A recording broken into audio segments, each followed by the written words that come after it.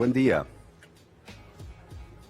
Buen día, Claudia, Agostina, Tuni, ¿cómo están? Bien. Bueno, ¿cómo viste las medidas que fueron anunciadas? Muchas de ellas en realidad ya se sabía que iban a ser implementadas, pero ¿crees que este es el punto de partida? Sin ninguna duda hay un paquete de medidas que este sábado fue ya anunciado. Me consta que Fernández volvía a altas horas de las asunciones de los gobernadores de Santa Fe, Entre Ríos, a Casa de Gobierno, sencillamente para poder firmar los decretos, para poder firmar los anuncios, para que salieran publicados el sábado, con lo cual hubo una decisión política de que saliera también el fin de semana, que se redujera de esa manera el impacto de los anuncios que ahora vamos a desarrollar y que, bueno, esta semana ya se pudieran discutir quizás con otro nivel de conocimiento de la cuestión, porque también hay que decir que hubo mucho run a lo largo del sábado y del domingo porque muchas cosas no se entendían. En el caso del dólar turista, que ustedes los escuché, estaban conversando, se habló de un 20% de adicional, luego se habló de un 30%. A mi criterio hay un objetivo de ponerlo en un 30% para que después el Poder Ejecutivo tenga la habilitación para definir un desdoblamiento o un recargo de hasta el 30%. Es una manera de poner la vara alta y después negociar, sí, como también se supone, porque eso puede aumentar la brecha entre el oficial y el blue. Claro, claro. ¿Qué es lo que advertían desde el sector de turismo, con lo cual, Julia, lo que yo hacía referencia antes? Desde la CAT, ayer habló el presidente y decía, consideran que en realidad esta medida difícilmente incentive el turismo interno, pero lo que sí va a hacer es aumentar la brecha entre el dólar oficial y el dólar blue, algo que también ya vimos. Brecha que hoy es bastante pequeña, un 8%, tengo entendido, si mal no recuerdo, está el dólar blue por encima del oficial. Sí, varias cosas, digo, como toda medida tiene beneficios y tiene perjuicios. Acá hay un objetivo claro que el gobierno lo planteó en campaña, que tiene que ver con resolver la falta de dólares. Más que resolver la falta de dólares, esto es limitar la salida de dólares. Primero se decidió continuar con el cepo hard o con el super cepo que Cambiemos restituyó, y lo restituyó primero hasta de $10.000 y ahora hasta $200.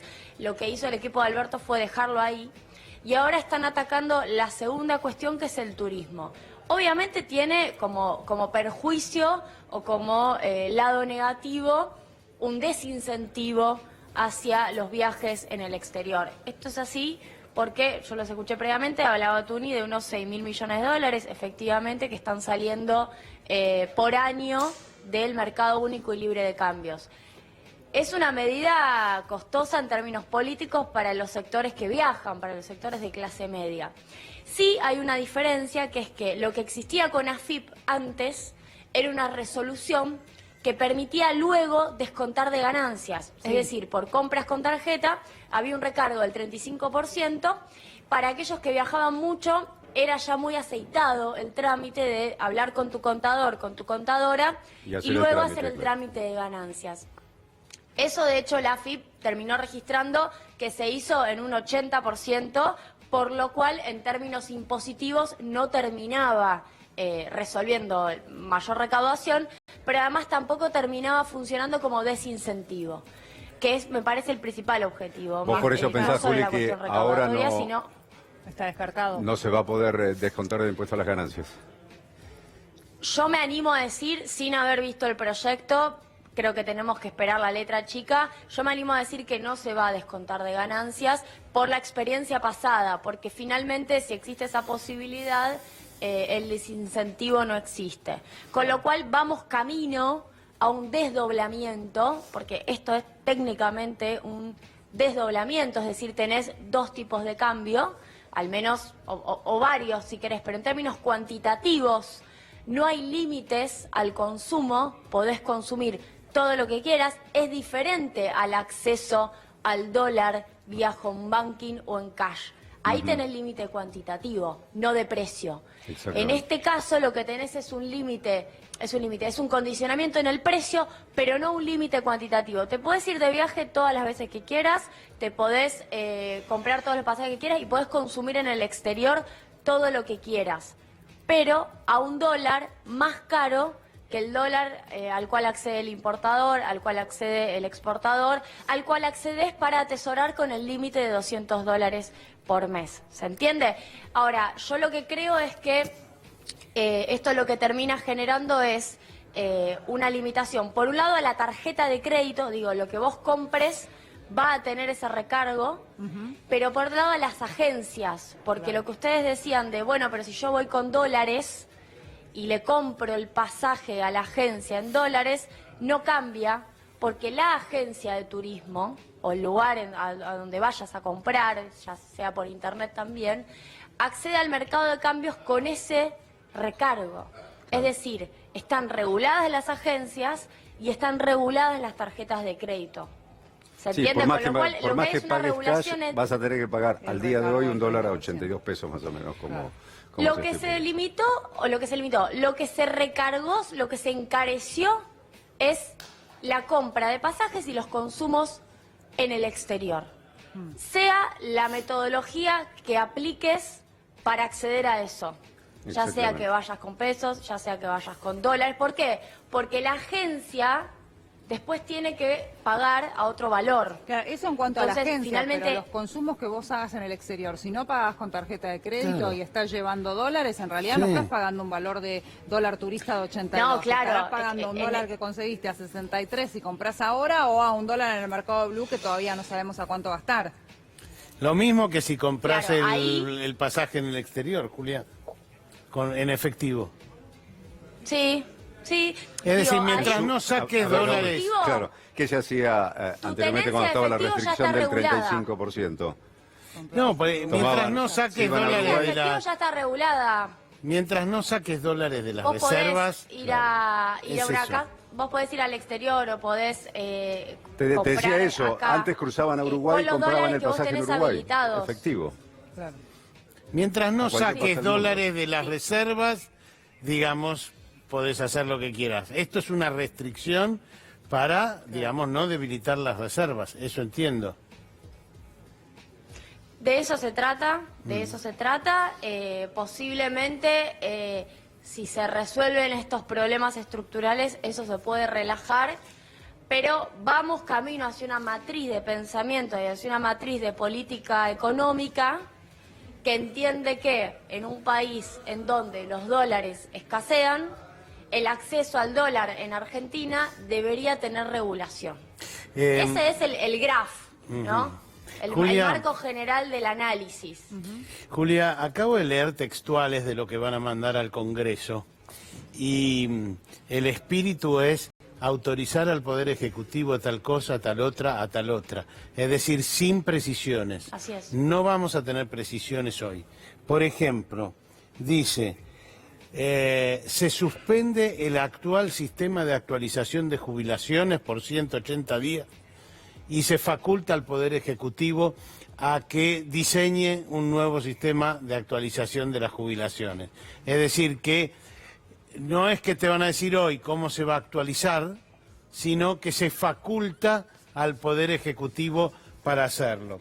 Por ejemplo, se faculta al Poder Ejecutivo, esta es la lucha contra el empleo en negro, se faculta al Poder Ejecutivo a poner una sobretasa a las empresas que retiren dinero en efectivo para pagar los sueldos en negro. No te dicen de cuánto. No te dicen de cuánto ni lo precisan todavía. Es decir, hay mucho Sí. y se autoriza, por ejemplo, a las pymes a reducir las cargas sociales y lo mismo, tanto Impositivas. para las pymes como para las economías regionales, a cambio de mejores aumentos para sus trabajadores. Bueno, es decir, que hay mucho ese espíritu. ¿Cómo lo ves? Bueno, veo que entonces tendremos que seguir esperando para conocer la letra chica en relación a lo que vos me decías al comienzo del dólar turista, que en realidad se autoriza al Poder Ejecutivo a que determine una alícuota diferencial o a que regule el acceso al mercado de cambios para viajes, pasajes, turismo. Bueno, yo lo que creo es que han instalado, digo, desde el Poder Ejecutivo la idea del 30%, para que después en todo caso sea entre el 20, entre el 30 y el Poder Ejecutivo tenga en todo caso públicamente la libertad de determinar un porcentaje. Me parece que pasa por ahí en términos de la estrategia. Por lo que vi tenía redactado conocimiento... no figura el número 30%. No figura. Claro, porque es una estrategia de instalación pública y me parece que la idea, porque ¿qué pasa? El tema es la brecha ahora.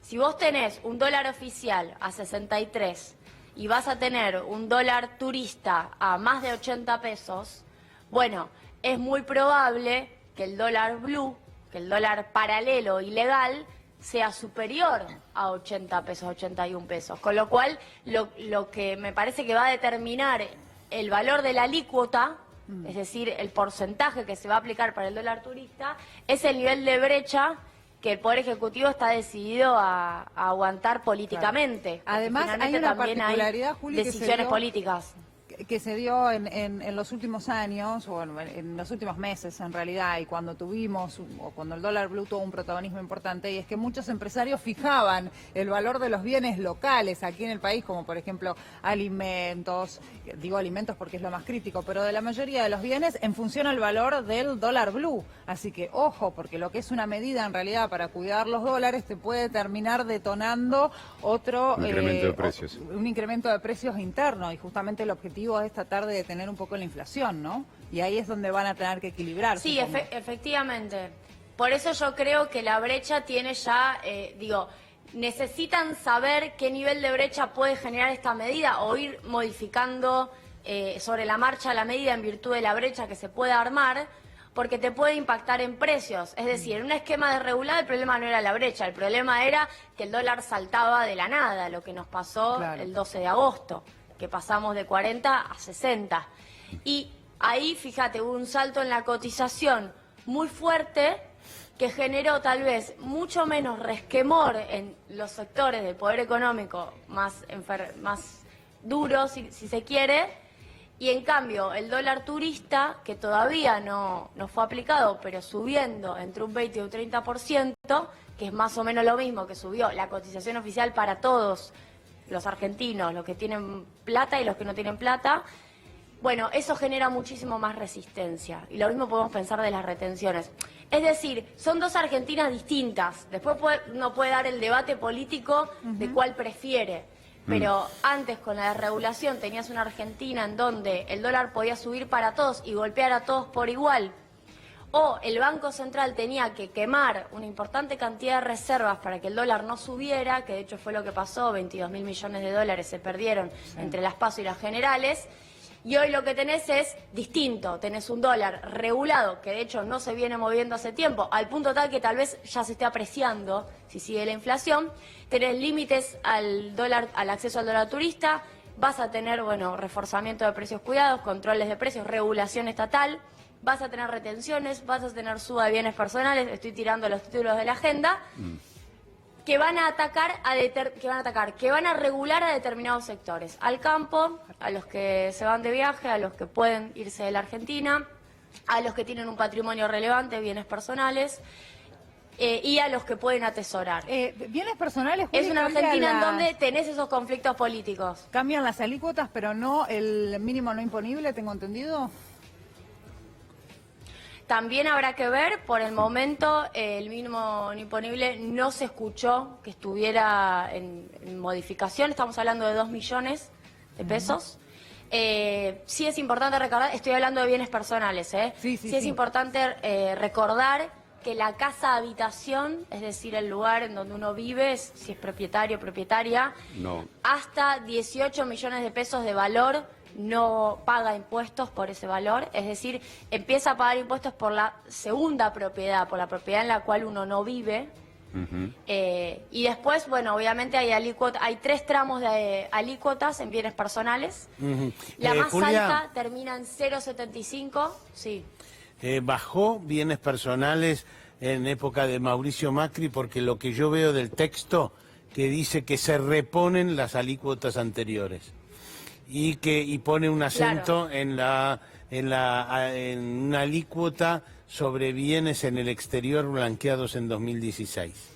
Les estoy diciendo, lo Sí, vi, lo vi por unos minutos nada más y podría intentar leerlo, pero no puedo. Pero es esto Hay que que te recordar, estoy cuando diciendo. se discutió, claro, cuando se discutió la ley de reparación histórica y blanqueo, allá por junio de 2016, era una ley ómnibus, tenía la reparación histórica, tenía el blanqueo, es decir, que declaren los bienes quienes lo tenían en el exterior o sin declarar, y además se redujo la alícuota de bienes personales. ¿Con qué objetivo se hizo en aquel entonces? Estaba también el debate de blanqueo a los familiares del presidente y demás. Con que los que declararan tenían que tener como incentivo, luego de declarar su propiedad, su patrimonio al Estado argentino, que iban tendencialmente a pagar cada vez menos impuestos. El proyecto original del macrismo era 0%, Sí, es decir, claro. que desaparezca el principal impuesto que grava al patrimonio. Se le puede preguntar a cualquier tributarista, yo fui alumna de Jorge Gajero, ¿cuáles son los impuestos más progresivos? Y siempre te van a responder, hay dos tipos de impuestos, los que gravan ingresos como ganancias, los que gravan patrimonio. Después tenés los impuestos al consumo. Pero en materia de progresividad, los que graban ingresos, los que graban patrimonio.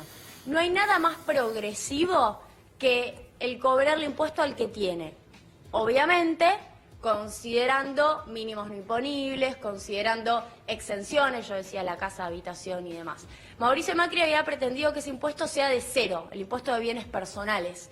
Por una discusión con sectores de la oposición se terminó dejando a un valor casi testimonial que iba reduciéndose hasta 0,25%, la alícuota más baja, y 0,75% la más alta. Para que tengan una comparación, por IVA, todos nosotros consumidores pagamos 21%. Bueno, por bienes personales, la alícuota más máxima, más elevada es de 0,75, es decir, hay una diferencia abismal, ¿no? Bueno, la idea es subirla. Yo no tengo la precisión del valor, si es restituir, posiblemente esté entre 1,5 y 2%. Eso dice el Con lo cual no texto, será restituir. tampoco- Restituir lo que Claro, vos decís. no será tan Julia. elevado tampoco, entonces. Es restituir. eso Raúl, es lo que- y la pregunta es, como este proyecto que sí que están enviando, que decía, de tal tema, facúltase al Poder Ejecutivo, de tal tema, facúltase. La oposición va a decir, bueno, pues yo quiero precisiones sobre esto, ¿no? Claro. Bueno, va a ser una discusión. Pone límites, ¿eh? Por ejemplo, en esto que estamos hablando con Julia, dice, lo que se vuelve es a lo anterior. Ajá. Dice... Como hipótesis de máximo, digamos. Sí, no, dice, se vuelve a lo anterior. Es eso lo que dice el texto. Y lo que no fija, insisto, no fija el 30%. Pero de alguna manera marca un poco el límite. Por ejemplo, respecto de los jubilados, dice, se suspende por 180 días el régimen de actualización anterior y el Poder Ejecutivo, se faculta al Poder Ejecutivo para que diseñe un nuevo régimen que tiene que restituir, digamos, el espíritu es que restituya los ingresos de los jubilados, ¿no? Eso dice el texto. Pero no dice... Ni porcentajes, ni la banda de Exactamente, entre tanto y no tanto, dice digamos. con precisión, no. Tenés razón igual, Claudio. Digo, en eso la oposición no me dice, bueno, Y sí, va a reclamar algún tipo ahí de precisión con respecto y a sí eso, puede ¿no? ser, efectivamente. Y sí, esto va a llevar un debate. Sí, yo creo que en relación a las jubilaciones va a haber un debate muy amplio, porque hay dos cuestiones. Por un lado, la restitución de ingresos, que es debatir nuevamente una fórmula, finalmente. Yo quiero recordar, la fórmula que se logró con la estatización del ANSES era 50% recaudación, 50% salarios. La fórmula que había propuesto el Fondo Monetario Internacional era 100% inflación. La fórmula que se logró finalmente, vía Pichetto, en esa reforma previsional, fue 70% inflación, 30% salarios, que fue la fórmula que dilapidó los ingresos de los jubilados estos últimos años. La discusión es, ¿qué fórmula puede mejorar respecto de la existente? ¿Y qué fórmula permite, y esto es lo que también está por detrás, desindexar? ¿De qué hablo cuando hablo de desindexar? De que el atar las jubilaciones a la inflación es algo que se quiere romper. Es lo que a mí me consta. ¿Por qué? Porque vas a tener una espiral inflacionaria que difícilmente puedas parar, que hay que parar de alguna manera y que una actualización vía inflación puede terminar espiralizando. Esa es una idea que anda circulando. No sé si es la idea que finalmente primará, pero me parece importante que la idea es modificar la fórmula, pero no indexar al 100% jubilaciones, porque está la premisa de desdolarizar la economía. Ya sabemos que con respecto a tarifas no habrá grandes definiciones en materia de congelamiento, con lo cual hay que avanzar en desdolarizar otros rubros que posiblemente sean inflacionarios. Estoy trasladando el debate Julia, que entiendo que se está dando. Julia, dicen que va a haber una cifra fija para los jubilados que tengan jubilaciones bajas. Eso es lo que me explicaron. ¿Cuánto es jubilación baja? ¿20.000? ¿30.000? ¿Menos? Depende que tomen. Posiblemente estén hablando de la mínima. Los últimos cálculos que nosotros habíamos hecho... No solo la mínima. No solo de la mínima. No de la mínima. No de la mínima. Bueno, si es así, si estás hablando de jubilaciones incluso por encima de la mínima, estás hablando de, por lejos, la gran mayoría de los jubilados. La gran mayoría. Más del 50% cobra la mínima y hay una distancia muy grande entre las jubilaciones bajas y las jubilaciones muchísimo más elevadas, en donde hay algunos sectores que mantienen jubilaciones de privilegio, hay que decirlo. Estamos hablando de la justicia, estamos hablando del mundo de la diplomacia, debates que en algún momento estaría bueno abordar, obviamente, pero yo diría que entonces estás hablando de gran parte de los jubilados. Respecto de las sumas fijas, lo que yo tengo entendido, también para trabajadores de bajos ingresos, es que la idea es otorgar sumas fijas en esta salida del gobierno de Cambiemos, tal vez fin de diciembre o antes de que termine el año, y en el verano, quizás febrero, otra suma fija, y poder hacer una coordinación de la negociación colectiva con todos los actores en un momento específico del año, posiblemente marzo. ¿Para qué? Para que el valor porcentual, la nominalidad, el valor nominal que se negocie de negociación colectiva, valga la redundancia, sea lo más unificado posible.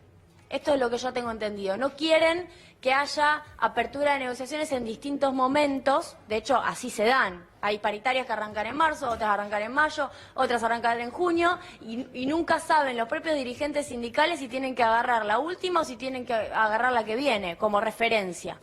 Esto es así, digo, así funciona la negociación colectiva y no se va a modificar. Pero sí es importante que en este primer año hay una idea de un único valor de aumento salarial como referencia. Eso es lo que la cartera de Moroni estaba pensando. Bien, hablando así del bono fin de año, los camioneros lograron el bono de 20.000 pesos. 20.000 pesos, sí, en cuotas igual. En tres cuotas, pero lograron así el bono que claro, estaban lo que tienen esos valores, cuando uno negocia por fuera, siempre las sumas no remunerativas nunca van a sumar al porcentaje general. Es decir, hay una idea de parte del gobierno de negocien plata todo lo que puedan, cash, bonos, no remunerativas, adicionales, lo que tengan que negociar, y después vamos a un porcentaje común, ¿no? Julia, está el tema de las tarifas también. Santiago Cafiero ha dicho que no se van a congelar, pero supongo que no van a aumentar ni remotamente a lo que venía aumentando o algo por el estilo, porque esto es clave, si no, la verdad que estamos medio agobiados por las tarifas. Siempre reitero aquí que recibí casi 11.000 pesos de luz. No se olvida. No. Es que comparado con los 1.000 pesos que pagaba yo, que había renunciado al subsidio por bimestre, ahora pasé a pagar 22.000 por bimestre. ¿Pero te llegaron nuevamente esos Sí, valores claro. en la factura? Sí, ¿Después del reclamo que hiciste? sí. Seguís pagando 10.000 pesos por mes de luz. Sí, por lo menos un mes más, ¿no? Porque recuerden que esto es un bimestre y entonces la otra parte ya me llegó por 11.000 pesos, sí, 10.600. ¿Y el consumo es el mismo? Es o que más? no hay, sí, por supuesto, no hay una gran movilidad. Bueno, ahora en los verano consumos. abanicate así, pero ni se te ocurra prender el aire acondicionado porque de 10.000 te vas a ir a 20.000 por mes, consecuentemente 40.000 pesos te diría de luz por el bimestre de tu NIF. Y sí, efectivamente. Sí, Ni sí, me se te tengo que ocurra cuidar. poner- Bueno, el yo aire. pago unos 3.000 pesos y tengo un aire acondicionado y tengo el termotanque eléctrico, que creo que fue mi perdición total. Claro, Pero bueno, en relación a las tarifas, sí quiero decir lo siguiente. Cuando ya se hablaba en la campaña del congelamiento de tarifas, varios que seguíamos el tema decíamos, esperen un poquito, tengamos un poco más de paciencia, porque, a ver, ¿cuál es la conexión entre las tarifas y Vaca Muerta, o entre las tarifas y la extracción de gas y de petróleo? Que Argentina tiene, lamentablemente, porque había otros proyectos, había otras ideas, pero tiene una dependencia de una matriz energética hidrocarburífera. ¿Qué digo con esto? Que gran parte de la generación de energía Surge del tiene que petróleo. ver con gas y con petróleo. Una porción menor es energía hidráulica, represas, y una porción todavía Termoeléctrica. menor tiene que ver con energía nuclear. Había programas de expansión de la energía nuclear, también de la hidráulica, que de hecho fueron frenados con China, y una porción muchísimo, pero muchísimo menor son las energías renovables, la solar y la eólica. Entonces, el macrismo no modificó ni contribuyó a modificar la matriz energética, somos cada vez más dependientes de la extracción de gas y de petróleo. La electricidad que produce Argentina mayormente depende, antes que de la energía hidráulica, de la electricidad generada por combustión, por gas o por petróleo. Por eso, la tarifa de luz tiene vínculo, y esto es algo que a veces del otro lado no se sabe, tiene vínculo con el precio del gas y el petróleo. Porque del otro lado en casa deben decir, ¿pero qué tiene que ver la electricidad con el valor de la nafta o del gas y el petróleo? Bueno, porque como tenemos una matriz dependiente de hidrocarburos, y eso es algo que hay que empezar a modificar de manera urgente, pero urgente, cuando tenés suba de precio de petróleo o las empresas reclaman, petroleras, gasíferas, suba de precio en boca de pozo de lo que producen, eso se traslada a la electricidad también, no solo al gas y no solo a las naftas. En este contexto hay una necesidad muy concreta de que Vaca Muerta siga recibiendo inversiones. Vaca Muerta y todo el sector de extracción de petróleo crudo no convencional, digo. Estamos hablando de toda la Patagonia, no solo de Neuquén. Y para eso, de hecho está Guillermo Nielsen en esa cuestión, hay una demanda muy concreta de las empresas de sostener el esquema dolarizado. Y si no es sostener el esquema dolarizado, es desdolarizar, pero sosteniendo un esquema de subsidios muy fuerte. Esa, a mi criterio, es una concesión que este gobierno va a realizar en virtud de un único objetivo, que es obtener dólares de la exportación. Exacto. Estamos hablando de la exportación de La petróleo. gran apuesta que dicen los empresarios es Eso en tiene Vaca vinculación Muerta. con las tarifas. En Vaca Muerta, por ejemplo, para que se tenga una dimensión de lo que es Vaca Muerta, dicho por un petrolero esto. Todo lo que se extrajo en petróleo en Argentina hasta ahora, Vaca Muerta tiene el doble. Y todo lo que se extrajo en gas, Vaca Muerta, en la historia de Argentina, Vaca Muerta tiene 5 veces más. O sea, es un potencial para la Argentina descomunal, ¿no?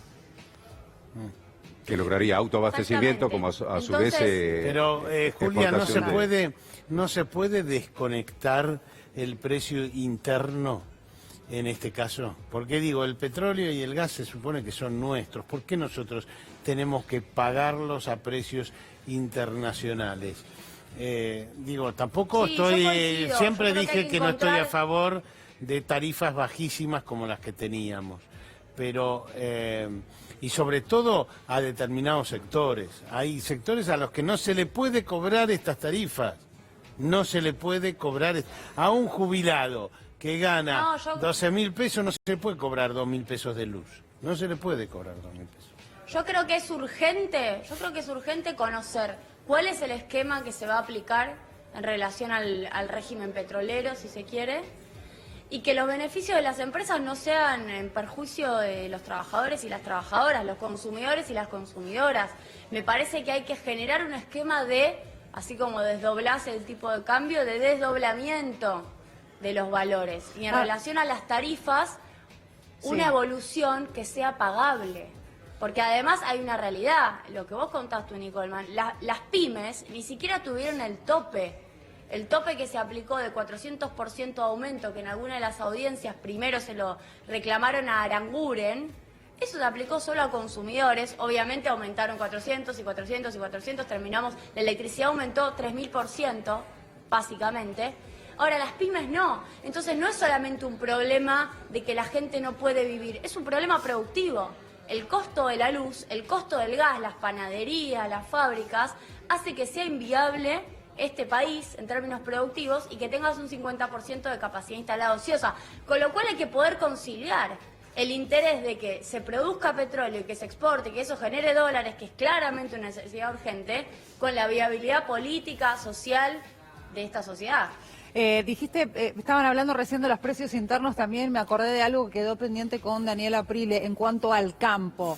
Una de las cuestiones que hemos discutido mucho también en los últimos años es el valor que tienen los alimentos para nosotros, sobre todo la carne, porque aumentaba tanto el precio de la carne, decíamos, bueno, sin lugar a dudas era mayor el rédito, la rentabilidad que sacaban exportando que vendiendo al mercado interno. Entonces, ¿qué empezó a suceder? Había poco volumen para vender dentro del país y encima a un precio impagable. Julia, ahora se estima que con este retoque en las retenciones, ¿esto puede llegar a beneficiarnos de alguna manera a la hora de ir a comprar alimentos? Sí, y acá me parece muy importante explicar qué son las retenciones o qué son los derechos de exportación. A mí, yo cuento comentarios que me llegan a mis redes sociales. Me preguntan si con las retenciones se juntan dólares. No tiene nada que ver con la cuestión de la recaudación en dólares. Las retenciones tienen dos grandes objetivos en Argentina y en el mundo, porque son parte de una política comercial. Primero, lo que recaudan es en pesos, no es en dólares, ¿no? Son alícuotas que se recaudan en pesos. Y en segundo lugar, lo que tienen las retenciones es una diferenciación del precio internacional del precio local. De eso se trata, ¿no? Una distinción entre precios.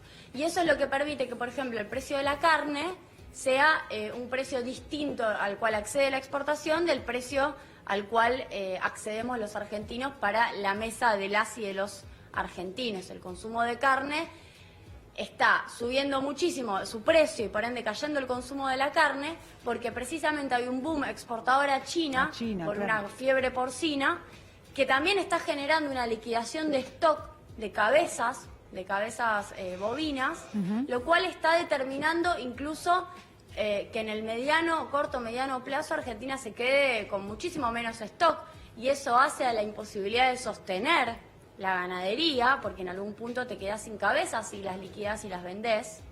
Claro. Entonces, y eso va a incrementar el precio interno también. Bueno, el incremento del precio de la carne tiene que ver con la menor oferta local, te lo cuentan los carniceros. Sí. Te dicen, mirá, la verdad es que no hay mucha oferta, entonces la que hay, no hay mucha oferta, hay menos que antes, y la que hay tiene un valor muchísimo más elevado. Claro. Entonces, lo que tenemos es un aumento de precios porque hay menos carne en Argentina. Indirectamente, las retenciones lo que hacen es favorecer que haya más abastecimiento local. Hay otras herramientas, no solo retenciones, que en algún momento se aplicaron en el gobierno anterior, que son los ROE, que son los cupos, que tienen que ver con el cupo de exportación y que indirectamente es el cupo para el mercado local. Eso se aplicaba en el caso del trigo. Por el pan. Cuando se garantizaba el abastecimiento interno y el resto se exportara. Te quedabas sin trigo y te subía el precio del pan. Y cuando te sube el precio de la harina, te sube el precio no solo del pan, sino de las pastas, de todo lo que está atravesado por los farináceos. Claro.